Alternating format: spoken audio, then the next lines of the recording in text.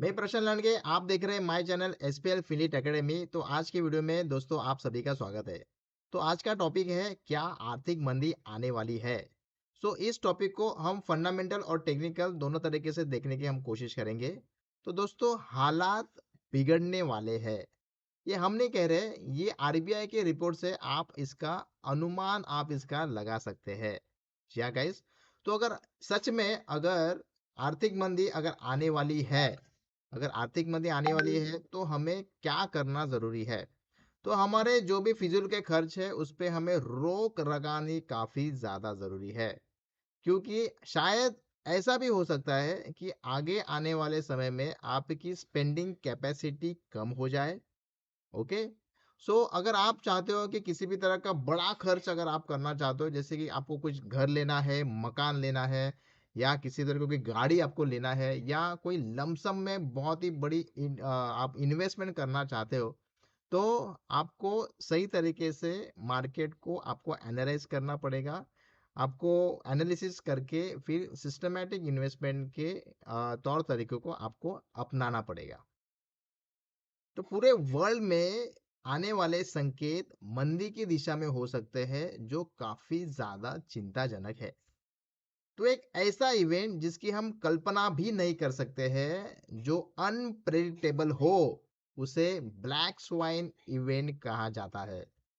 तो एक इन्वेस्टर है नाजिम नेचुरल तालेब, जिनके ब्लैक स्वाइन पुस्तक में, जिसे हम काला हंस कहते हैं, उसके कुछ उदाहरण एग्जाम्पल मैं आपके सामने शेयर करना चाहूंगा। तो दोस्तों, अगर हंस के बारे में अगर हम बात करेंगे, तो कहीं पे भी अगर हमने देखा, कहीं पोस्टर पे देखा रहेगा, कभी फिल्मों में हमने देखा रहेगा, तो हंस हमेशा हमें व्हाइट कलर का दिखाई दिया। हम तो अभी भी ये समझते हैं कि हंस सफेद ही कलर का होता है, काले कलर का हंस होता ही नहीं है, यही हम समझते हैं। और ये पूरी दुनिया भी इस तरीके से ही जानती है कि काला हंस होता ही नहीं है। तो जिस चीज को कभी हमने देखा नहीं, तो वही चीज मान्यता बन जाती है। तो पूरी दुनिया ये समझती है कि काला हंस नहीं होता है, हंस सिर्फ सफेद कलर का होता है। तो 17वीं शताब्दी में हॉलैंड के कुछ लोग ऑस्ट्रेलिया की यात्रा में चले गए, तो वहां पे उन्हें काला हंस नजर आया। तो ये घटना ऐसी है कि समझ लो, मान लो कि आपको अगर कोई कहे कि एक आंख वाला भी इंसान होता है, तो आप बोलेंगे अरे क्या, किस तरह का मजाक आप कर रहे हो। लेकिन अगर आपको बोल दिया जाए कि मैं दिखा भी देता हूँ, और वो देखो आपके सामने एक आंख वाला इंसान, जिसको सिर्फ एक ही बड़ी आंख है, तो एकदम अनप्रेडिक्टेड मूवमेंट एंड प्रेडिक्टेड इवेंट, इसी तरीके के इवेंट को ब्लैक स्वाइन इवेंट कहा जाता है। तो रिसेंटली आरबीआई ने अपने इवेंट में आगाह किया है, अलर्ट किया है कि सिर्फ इंडिया में ही नहीं, तो पूरे वर्ल्ड में ब्लैक स्वाइन इवेंट आने वाला है। तो आरबीआई ने इन्फॉर्म करते हुए कहा है कि आने वाले समय में मार्केट से $100 बिलियन निकाल लिया जाएगा। तो ये रिपोर्ट है, RBI report, black swine event में trigger around 7.8 lakhs crore outflow, capital outflow to the tune of 100 billion, around 7.80 thousand crore are likely to take place from India in major global risk scenario, black swan event, says Reserve Bank of India. Okay. तो ये कैसे होगा, तो अलग अलग investment factor से, जैसे कि ग्लोबल इंस्टीट्यूशनल इन्वेस्टर हो गए, या फिर फॉरेक्स होगा, या फिर स्टॉक मार्केट से क्या होगा कि $100 बिलियन जो है वो निकाल लिया जाएगा। ये पॉसिबिलिटी है, जो हमारे जीडीपी के से अगर हम कैलकुलेट करने की कोशिश करेंगे, तो 3% के आसपास है। तो ये $100 बिलियन या उससे भी ज्यादा भी निकल सकता है, जिससे हमारी जीडीपी श्रिंक हो सकती है, बहुत बड़ी परेशानी हो सकती है, बहुत बिकट सिचुएशन यहाँ पे क्रिएट हो सकती है। तो इसकी शुरुआत जो है वो ऑलरेडी हो चुकी है, ऐसे भी हम कह सकते हैं। तो हम चेक करेंगे कि एफआई का और डीआई का जो डेटा है, उस डेटा के अनुमान हमें यहाँ पे पता लगेगा कि देखो, आज का अभी का जुलाई मंथ जो स्टार्ट हुआ है, तो मंथ के स्टार्टिंग में भी एफआई ने यहाँ पे सेलिंग की है। 2324 करोड़ के आसपास की एफआई की यहाँ पे सेलिंग हो चुकी है। अगर हम हिस्टोरिकल डेटा जानना चाहते हैं तो पूरे हिस्टोरिकल डेटा की अगर मैं बात करूंगा तो आपको यहाँ पे पता चलेगा कि ऑलमोस्ट अगर मैं एक साल बाद का डेटा देखूं तो अप्रैल 2021 जिसे हम कहेंगे कोविड 19 सिचुएशन जहां से स्टार्ट हुआ उसके बाद कंसिस्टेंट मार्केट सेल ऑफ करता हुआ हमें नजर आ रहा है सितंबर महीना छोड़ के। तो कंसिस्टेंट आप देख सकते हैं यहाँ पे 41,000 45,000 43 40 44 54 58 और this is the highest number June में 58,000 करोड़ का एफआई ने सेल किया है। तो पूरा एक साल एफआई यहाँ पे सेल करता हुआ हमें यहाँ पे नजर आ रहा है। तो इसके पहले ऐसी सिचुएशन कब आई थी तो मैं यहाँ पे जरूर दिखाना चाहूंगा कि ऑलमोस्ट यहाँ पे 2008 साल ये निफ्टी का हिस्टोरिकल चार्ट में आपको जरूर दिखाना चाहूंगा। तो ऑलमोस्ट 2008 में अगर हम देखने की कोशिश करेंगे तो 2008 में एक ग्लोबल रिसेशन आया था, आर्थिक मंदी आ चुकी थी। तो ऑलमोस्ट मार्केट 6,371 से लेके ऑलमोस्ट यहाँ पे 2,275 तक यहाँ पे मार्केट में करेक्शंस हमें देखने मिले थे। तो ये जो पूरा सिनेरियो है तो ये सिनेरियो में 2008 में ये ग्लोबल रिसेशन आर्थिक मंदी क्यों आई थी, क्या उसका रीजन था? तो उसका रीजन था अमेरिका में एक बैंक डूब चुका था। तो कौन सा वो बैंक था? तो बैंक का नाम है लेमन ब्रदर्स। तो अमेरिका की बहुत बड़ी मांग जो कोई सोचेगा भी नहीं कि वो फेल हो सकती है उसने अपने हाथ खड़े कर दिए कि भाई उसने ये कहा कि हमने इतने सारे लोन इतने सारे कर्जे लोगों को हम दे चुके हैं जो अब वापस नहीं आ रहे हैं।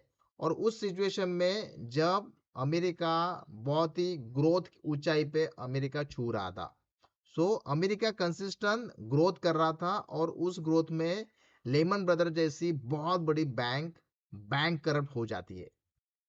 तो एग्जाम्पल के तौर पे हम जरा सोच के देखिए कि हमारे या काफी सारे लोगों के एक ट्रस्टेबल बैंक में पैसे है जिसे हम कहेंगे अपनी मेहनत की कमाई का पैसा, या फिर काफी अच्छी तरह से हम ये भी कह सकते हैं कि रिटायर्ड अगर बंदा हो जाता है तो उसका सारा पैसा अगर लाखों रुपए बैंक में यहाँ पे जमा है और हम ये सोच रहे हैं कि उससे अभी हमारी घर गृहस्थी चलेगी, उससे इंटरेस्ट से हम क्या करेंगे, आप आगे की जिंदगी हम यहाँ पे सफर करेंगे। और उस ट्रस्टेबल बैंक ने अगर कह दिया कि हम आपके पैसे नहीं लौटा सकते तो सोचिए कैसा हम फील करेंगे।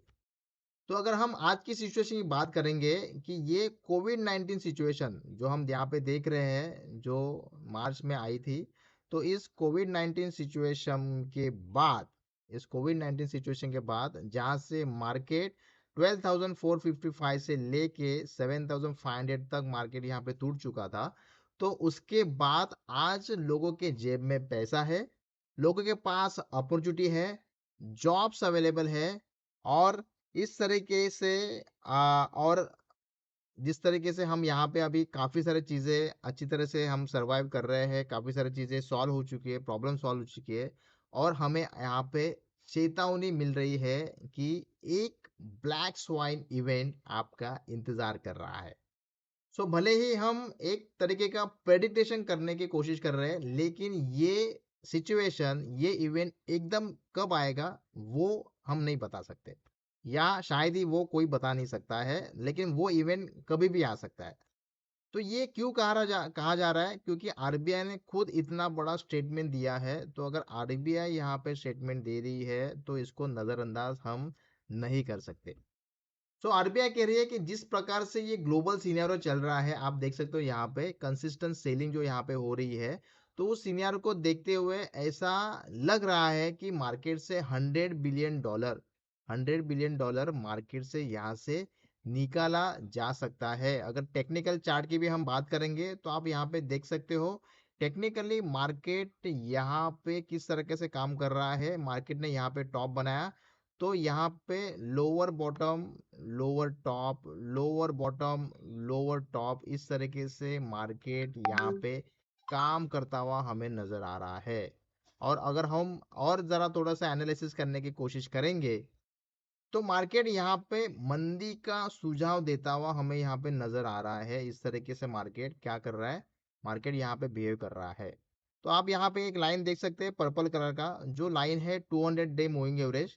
तो 200 डे मूविंग एवरेज की अगर बात करेंगे तो ये इससे हमें ये सिग्नल यहाँ पे प्रेडिक्ट करता है कि मार्केट मंदी की दिशा में जा रहा है या तेजी की दिशा में जा रहा है। अगर मैं पूरे लॉन्ग टर्म चार्ट की अगर बात करूंगा तो यहाँ पे 2008 के सिनारियो में यहाँ पे मार्केट में मंदी यहाँ पे दिखाई दी गई थी, जो यहाँ पे 2008 से लेके 2000 यहाँ पे 9 तक, ओके, 2008 से 2009 तक 1 साल तक ये मंदी यहाँ पे कायम थी। उसके बाद में कंसिस्टेंट यहाँ पे आप देख सकते हो, यहाँ पे थोड़े से यहाँ पे मंदी के सिनेरियो 2011 में आए थे, और कंसिस्टेंट मार्केट यहाँ पे बुलिश व्यू में हमें यहाँ पे नजर आ रहा है। 2016 में थोड़ा सा नीचे गया था, कंसिस्टेंट आप देख सकते हैं। उसके बाद में पेंडेमिक जो कोविड 19 सिचुएशन आया था, वहाँ पे थोड़े से मंदी के यहाँ पे यहाँ पे प्रेडिक्शन हम यहाँ पे देख रहे हैं। और फाइनली अब यहाँ पे भी हमें दिखाई दे रहा है कि मार्केट इस 200 मूविंग 200 डेली मूविंग एवरेज के नीचे यहाँ पे ट्रेड करता हुआ हमें मार्केट यहाँ पे नजर आ रहा है। तो हमारा इंडियन मार्केट, ये निफ्टी का चार्ट हम यहाँ पे देख रहे हैं। तो अगर हम डाउ जोन के चार्ट को भी यहाँ पे प्रेडिक्ट करने की कोशिश करेंगे तो हमें ये भी यहाँ पे नजर आएगा कि, तो डाउ इंडस्ट्रियल फ्यूचर का हम चार्ट देख रहे हैं यहाँ पे, तो कोर रिलेवेंट चार्ट आपको यहाँ पे भी नजर आ रहा है। तो यहाँ पे भी मंदी यहाँ पे दिख रही है। तो सेम तरीके से मैं यहाँ पे कहना चाहूंगा कि अगर 2008 के मंदी को और आने वाली इस मंदी को थोड़े से प्रेडिक्ट करने की कोशिश करेंगे तो आपको एक नज़र में ज़रूर दिखाना चाहूंगा कि मार्केट किस तरीके से यहाँ पे वर्कआउट कर रहा है। मार्केट यहाँ पे करेक्शन करके पुल बैक रैली, करेक्शन करके पुल बैक रैली, करेक्शन करके पुल बैक रैली, इस तरीके से मार्केट डाउन ट्रेड बनाने की यहाँ पे कोशिश कर रहा है। तो अगर मैं यहाँ पे 2008 के सीनियरों की अगर बात करूंगा तो 2008 के सीनियरों में भी इसी तरीके से कुछ चार्ट पैटर्न हमें यहाँ पे बनते हुए हमें यहाँ पे नजर आ रहे हैं। देखो आप यहाँ पे देख सकते हो, ये है 2008 की, 2015 है यहाँ पे। तो ऑलमोस्ट 2008 का सीनियर अगर हम लोग देखेंगे तो हमें यहाँ पे पता चलेगा। थोड़े से चार्ट को मैं, हाँ यहाँ पे आ गया, ओके। सो 2008 का सिनेरियो क्या कहता है, देखो सेम सिचुएशन यहाँ पे भी क्रिएट होती नजर आ रही है हमें कि ये मार्केट में पुल बैक आया, करेक्शन आया, पुल बैक आया, करेक्शन आया, पुल बैक आया, करेक्शन आया, और फाइनली मार्केट में बहुत बड़ा डाउनफॉल हमें यहाँ पे देखने मिला। तो सेम सिनेरियो जो हम यहाँ पे देख रहे हैं, सेम सिनेरियो आपको यहाँ पे 2022 में भी आपको यहाँ पे नजर आ रहा है। सो मार्केट हिस्ट्री को रिपीट करता है, ये हमेशा टेक्निकली हमें देखने मिलता है, जो आज हमें यहाँ पे देखने मिल रहा है।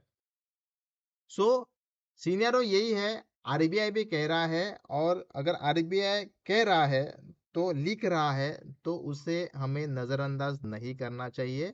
सो हमें अलर्ट रहना बहुत ज़्यादा ज़रूरी है। इसलिए हम भी ये कहना चाहते हैं कि यहाँ से आगे ब्लैक स्वाइन नामक, क्या ब्लैक स्वाइन जैसी इवेंट यहाँ पे हमारा इंतज़ार कर सकती है। तो हमारे पास जो भी लिक्विड जो मनी है उसे हमें बहुत आसान तरीके से हमें खर्च नहीं करना चाहिए। तो ये क्यों हुआ, इस इवेंट को ऐसे कहा जाता है कि जब भी यहाँ पे कोविड 19 सिचुएशन आया था, तो कोविड 19 सिचुएशन के टाइम पे, तो कोविड 19 सिचुएशन के टाइम पे क्या हुआ था कि मार्केट में सडनली, मार्केट में मंदी चल रही है, जीडीपी यहाँ पे गिर रहा है, लेकिन सडनली मार्केट में यहाँ से रिकवरी, वी शेप रिकवरी की हम बात करेंगे, तो वी शेप रिकवरी मार्केट में यहाँ पे होते हुए हमें नजर आ रही। तो ये रिकवरी कैसे हुई, तो ये रिकवरी हुई यहाँ पे ग्लोबल जो भी यहाँ पे फॉरेन इन्वेस्टर है, उन फॉरेन इन्वेस्टर के वजह से ये रिकवरी हुई। काफ़ी ज़्यादा पैसा मार्केट में, हमारे मार्केट में यहाँ पे आ चुका था, और वो जो पैसा हमारे मार्केट में आ चुका था तो उसके साथ साथ यहाँ पे हमने भी हमारे जेब में से पैसे डालने की शुरुआत किए, जिसका मार्केट से किसी भी का कोई भी लेना देना नहीं, वो बंदा भी यहाँ पे स्टॉक मार्केट में काफ़ी ज़्यादा इन्वेस्ट कर रहा था। लेकिन अभी क्या हमें दिखाई दे रहा है कि जिस तरीके से हमने यहाँ पे इन्वेस्टमेंट किया, काफ़ी लोगों के पैसे बने, लेकिन उस पैसे को फिर से और ज़्यादा मल्टीप्लाई करने के लिए री इन्वेस्टमेंट का तरीका भी यहाँ पे यूज़ किया गया। फिर उसके बाद में हम यहाँ पे देख सकते हैं किस तरह के मार्केट में यहाँ पे सेल ऑफ आया, और ये सेल ऑफ के बाद हमारे जिस तरीके से हमने पैसे इन्वेस्ट किए, तो शायद उसी तरीके से उसी सिचुएशन में हमारे पैसे वहाँ पे निकालने की नौबत भी हमें यहाँ पे आ सकती है। तो अगर हम मंदी की बात करेंगे, तो मंदी ज़्यादा देर टिकती नहीं है। तो मंदी ज़्यादा से ज़्यादा 1 साल या 2 साल तक होती है, लेकिन वो 1 से 2 साल बहुत ही कठिन समय होता है सफ़र करने के। जॉब्स यहाँ पे बंद हो जाएँगे, काफ़ी सारी मुश्किलें हो जाएगी। तो ये मंदी में हमें किस तरीके से अलर्ट रहना है? जो है कि हमारे पास जो भी लिक्विड मनी है उसे हमें सही तरीके से हमें इस्तेमाल करना होगा। तो ये मंदी कब घटेगी? तो समझो आप जब भी इंटरेस्ट रेट या फिर हम बोलेंगे इन्फ्लेशन की बात करेंगे। इन्फ्लेशन यहाँ पे अगर 4% 5% के आसपास चला जाएगा। इंटरेस्ट रेट जो यहाँ पे आरबीआई और यहाँ पे फेड जो इंटरेस्ट रेट बढ़ाने की बात कर रही है, तो वो जब भी घटना शुरू हो जाएगा, बिकॉज़ ऑफ अभी सबसे बड़ा प्रॉब्लम ये है कि महँगाई। इन्फ्लेशन काफ़ी ज़्यादा हो चुका है, तो इस ज़्यादा इन्फ्लेशन को कंट्रोल करने के लिए एक ही यहाँ पे सॉल्यूशन वो नज़र आ रहा है, वो है डिमांड घटाने की। तो डिमांड तब घटेगी जब आपके जेब में से पैसा कम हो जाएगा। तो आपके जेब में से पैसा कम करने के लिए यहाँ पे फर्स्ट टाइम 28 साल में पहली बार फेड ने 7 बेसिस पॉइंट का यहाँ पे इंटरेस्ट रेट यहाँ पे इंक्रीज करने का जो निर्णय लिया, और उसके बाद में इस सेम मंथ में भी यहाँ पे 50 टू 70 बेसिस पॉइंट का यहाँ पे रेट इंक्रीज करने की बात यहाँ पे हो चुकी है, यहाँ पे करने वाले हैं। तो उसके साथ साथ आरबीआई भी यहाँ पे रेट इंक्रीज करेगा। तो जो रेट इंक्रीज होगा उससे अलग अलग तरीके से आपके जेब में से पैसा आरबीआई फेड निकालने की पूरी कोशिश करेगा। तो उसके बाद में ये मंदी कब जाके रुकेगी? तो इन सारे चीज़ों से मंदी रुकने का नाम तो ज़रूर लेगी, लेकिन उसमें थोड़ा समय जाएगा। ओके? और ये समय आपको वो कैसे पता चलेगा? तो जैसे ही इंटरेस्ट रेट कम होते जाएँगे, ओके? स्टॉक मार्केट फिर से रिकवरी के मोड पे आता हुआ हमें नज़र आएगा। और इन्फ्लेशन की हम बात करेंगे, तो इन्फ्लेशन थोड़ा डिक्रीज़ हो जाएगा। तो हम समझ सकते हैं कि भाई अब मंदी ये घट चुकी है, कम हो चुकी है। सो आई होप सो इस वीडियो में आपको काफ़ी ज़्यादा नॉलेज मिला होगा। अगर ये वीडियो आपको अच्छा लगा होगा, तो आप एसपीएल फील्ड एकेडमी चैनल को आप लाइक कर सकते हैं, सब्सक्राइब किए और इस वीडियो के बारे में आप कमेंट कीजिए। Thank you very much.